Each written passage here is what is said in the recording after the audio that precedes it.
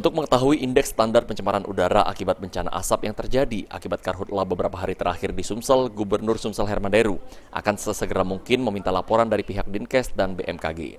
Nantinya menurut Gubernur Sumsel Herman Deru, hasil dari laporan akan menentukan peningkatan status di Sumsel, apakah status siaga atau berbahaya. Berpatokan pada, ini bicara masalah polusi ya, kita tetap berdasarkan indeks standar pencemaran udara dan itu ada dashboardnya. Nanti kita minta laporan dulu dari Dinas Kesehatan, dari BMKG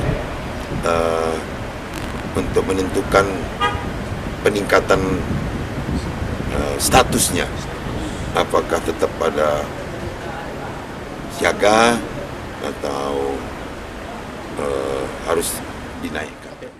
Diketahui dalam beberapa hari terakhir, kabut asap pekat menyelimuti wilayah Sumatera Selatan, khususnya di pagi hari. Aji Delia, PAL TV.